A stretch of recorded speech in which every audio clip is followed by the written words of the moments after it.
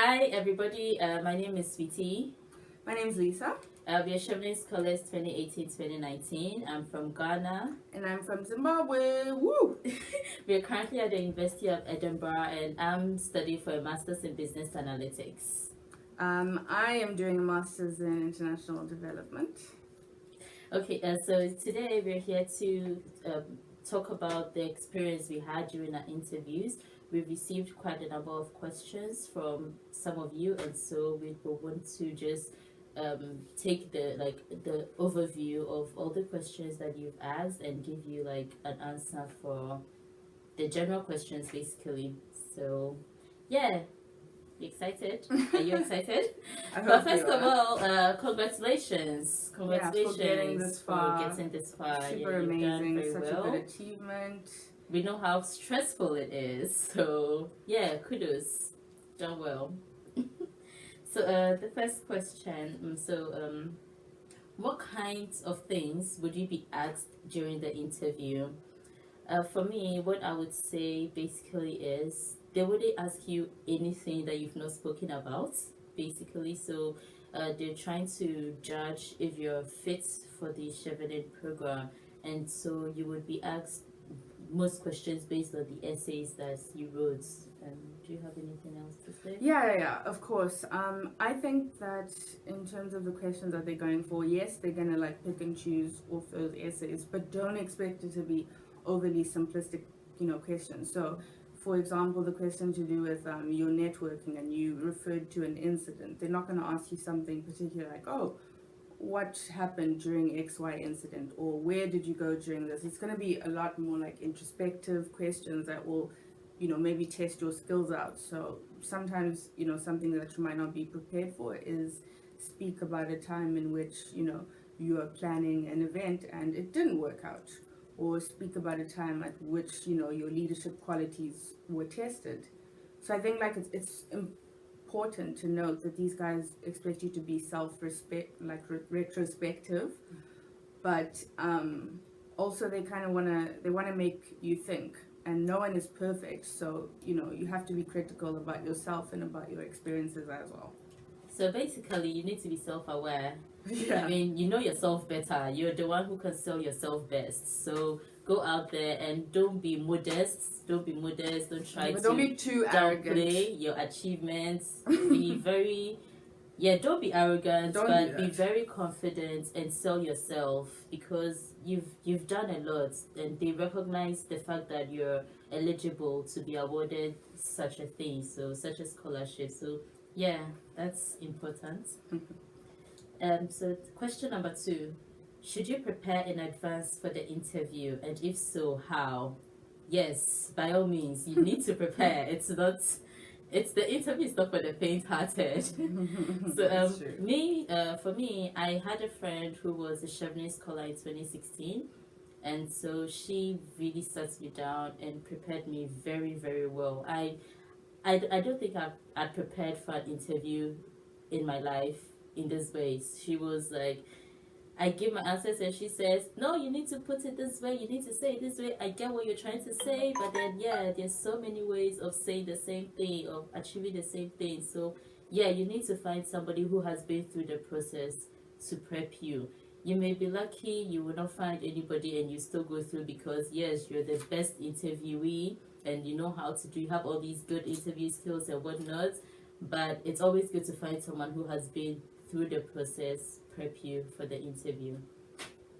So yeah, I 100% agree with that. I think I'm an example of like a person who's usually quite, self-confident. I'm, quite an orator. I can do speaking like in public, like the back of my hand, whatnot. But I will not lie, I definitely did prep for this. I think this is probably the only interview in my life that I've prepared for. I also had a similar experience in that I worked with someone who was actually a Chevening scholar.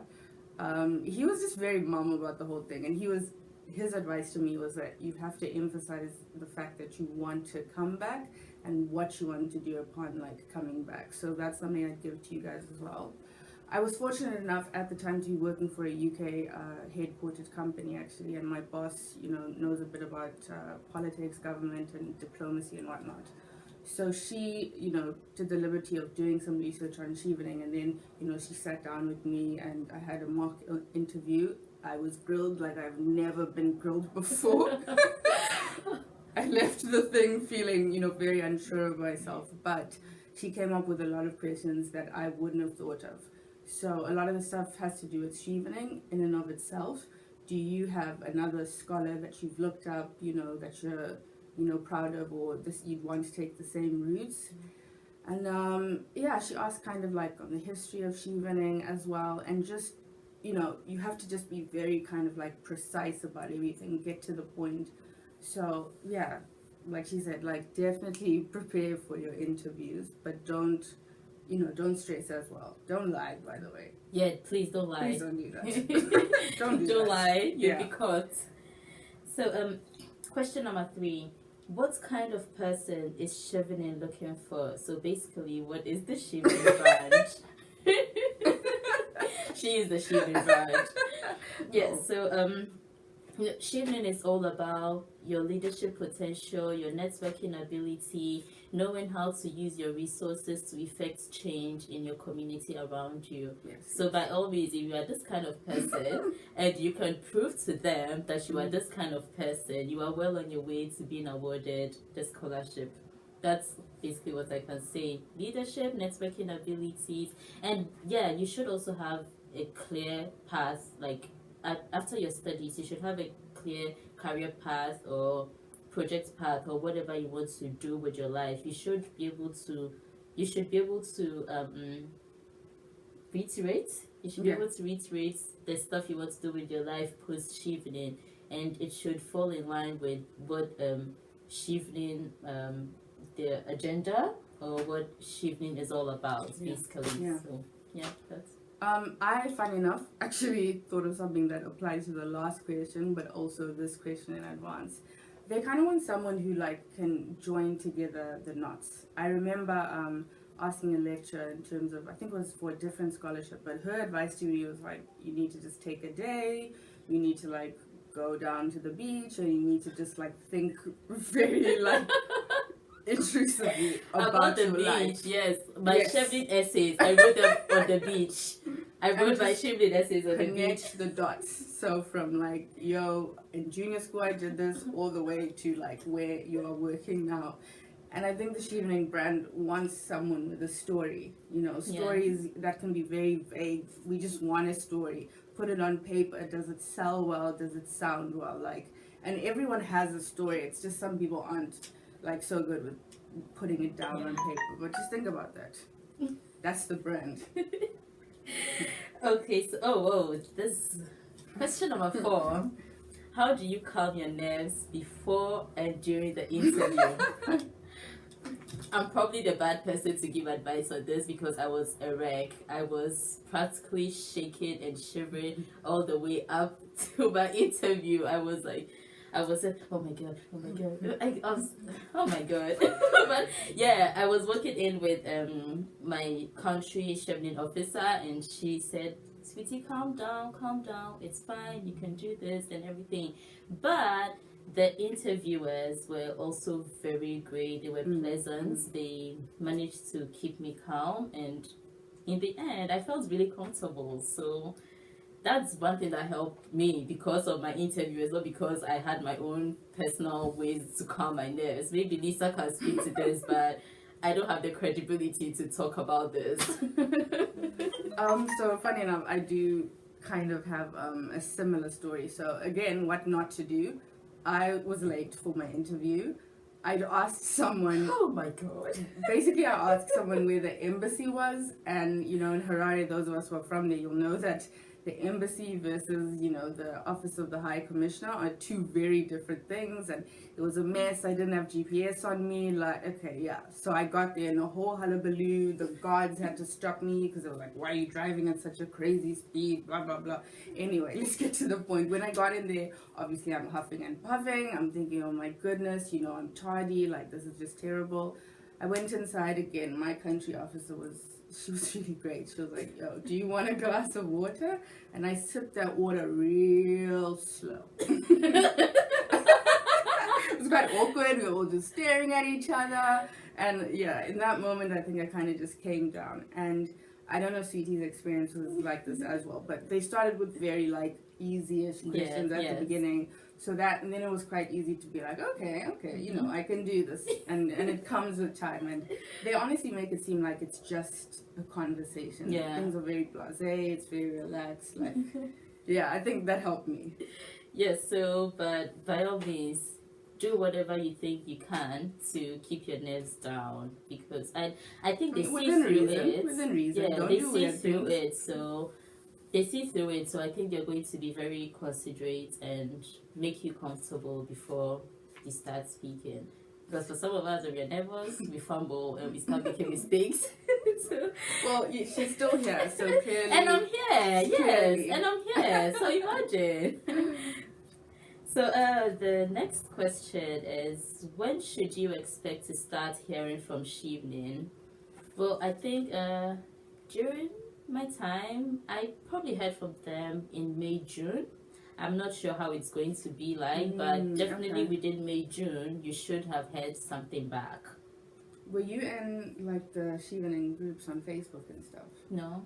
Not until. Okay, so I was in those, and it was absolutely nerve-wracking because certain regions start hearing back before other ones, so you can really get into like a fuddle and really like, you know, make yourself anxious and all of this stuff. I feel like at the end of the day, like if you don't hear back from them, like it's normal. It doesn't mean that you've done bad or anything, because either way they reply, either with a rejection or an acceptance. I know that in Zim and South Africa, we started to hear back, I think it was the first week of June, actually. Yeah, it was on a Friday. I remember very clearly. Yeah, I don't remember, but I think it's May, June. Yeah, just bear that in mind, especially if you're in the WhatsApp groups and the Facebook groups. Like, sometimes it's good to not be in them, because then you don't end up like spazzing yourself out, you know? Yeah. Yeah, and also, what did I want to say? Yeah, so if you're not selected, it doesn't mean you're not good, because for me, this is the second time I'd applied for Chevening. The first time I'd applied was a very long time ago, and I didn't even pass the first stage, where you apply online and everything. I wasn't called back. It was just my second time. So if you're not selected, it doesn't mean you're not good enough. You just need to improve upon yourself and try again another time. For me, I think that I tried again 3 years or 2 years after the first time I applied. So yeah. And there are a lot of people who have similar stories like this, got it on their second or their third time. And hey, when you get it, you get it. No one cares about like how many applications you put in. Yeah. Okay, so the last question: what if you are selected as a reserve? So I'm going to leave this to Lisa to answer, because she had an experience. So for me, I think those who are on reserves, they've been very lucky to have made it. So first things first, like Sweetie was saying, unfortunately, I think like maybe half of the reserve, you know, will actually move in, and it's weird, but I think they said it's calculated on a number of things. So the number of people who reject their offers, and then Chevening sees kind of after they've apportioned all their funds to the first round of people who are selected, they see how many they are, and then they give extra money. But, you know, it's not on the region, and there's not a uniform policy. So I think I heard that in 2 years before I applied, they had 9 reserves, and apparently all 9 reserves had then eventually moved up and been selected. But the year before me, I heard that there was maybe 6 and only 2 had been selected. This year, I know there's 2 of us, who got off the reserve list. So that's that. First of all, it's okay to be upset when you get that email. I was not happy. I even like called in because I had to go to an event as a reserve, and I was just like not happy about that. And I remember one of the ladies, and she kind of spoke to me, and she was like, especially if you're on the young side, which I think I am, when I look especially at the Zim cohort, I got the award when I was 25, which is a little bit like on the young side. Like Sweetie said, you can apply again, and some of the people that you are now competing with haven't just done amazing things in school. they've done actual, magical and miraculous things in their countries. And it's okay if you can't compete with them yet. I mean, you've only started working like, what, 1 or 2 years, something like that. So, yeah, that's what I want to say to all the reserves. But at the same time, it very much is not over. Like, it ain't over till the fat lady sings. In my case, I'd gone back, I'd enrolled at a university because I was like, you know what, come hell or come high water, this time next year I want a master's. So I'd enrolled, and yeah, hullabaloo. I think it was the end of July, actually. Yes, it was around the 25th of July. Gmail popped up, there was the email, and I lost everything. Run around the university screaming. I was like, I'm out of here! And I literally was out of there. I was like, bye. Sold my car, like got rid of all my clothes, like left all my deposit in Cape Town, and I just left. So, yeah. It's not over till it's over. If your Chevening journey is an experience. Right? If you get in, that's good. If you don't, hey, next year is going to be your year, right? Don't get disheartened and think that it's like a job application where if they see you've applied before, they're like, nah, it's not like that at all. So, yeah, that's the two of us. Anyway, yeah. I hope we helped with something. Hopefully, and this is our story we wanted to share with you, and hopefully it guides you on your way. Yes, The Chevening journey is an amazing one. We're totally having fun. We're having the time of our lives here in Edinburgh, and so, yeah. We hope that you get in all the best and ace that interview.